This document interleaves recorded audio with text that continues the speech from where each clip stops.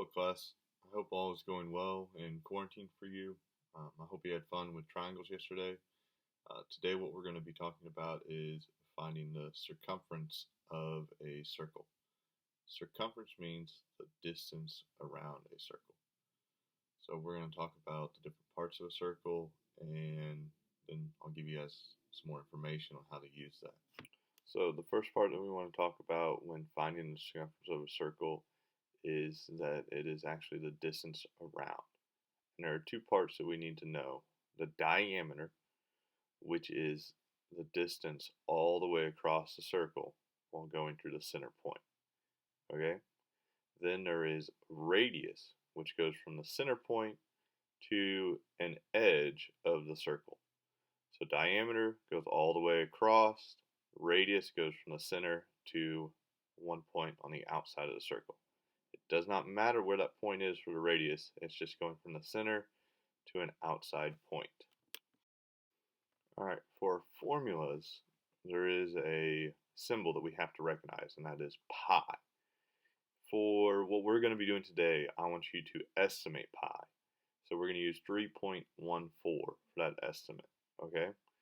And the two formulas is pi times diameter, or 2 times pi times radius.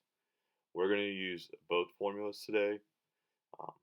You need to be comfortable using both in the future, but for now, you can also just kind of pick out which one you want to use today, but we want to practice both. Alright, before we get started working through some of the examples, you guys need to get a tool that you're going to need, and that can be as simple as your phone and a calculator. Yes, I'm letting you know that you can use your phone calculator for this activity, okay?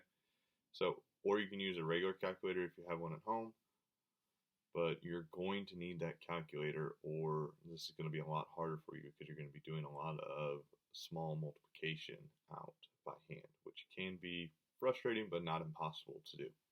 Okay, so for our first example, we are going to use the diameter.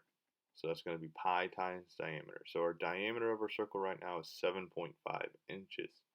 So we're going to take 3.14 times 7.5, and what you're going to get is 23.55.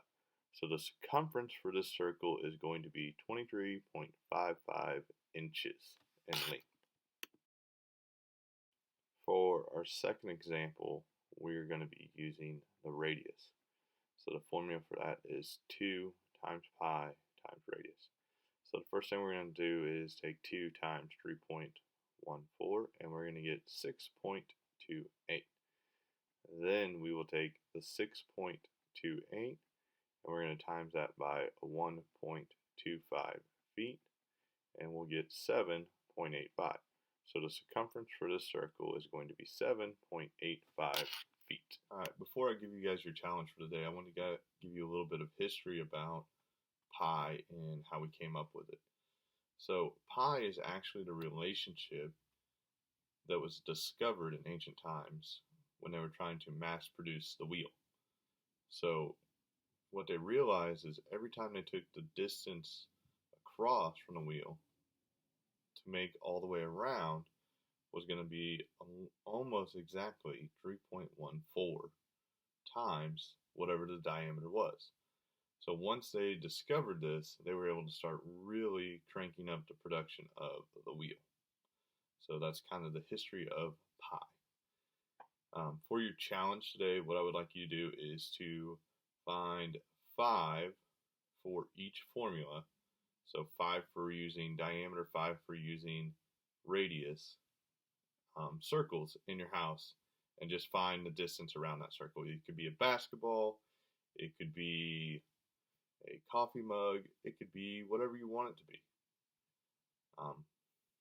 Giving me feedback is always appreciated. It lets me kind of know how you guys are doing, and if you need any help, feel free to shoot me an email or anything like that and let me know. I'm more than willing to help you guys.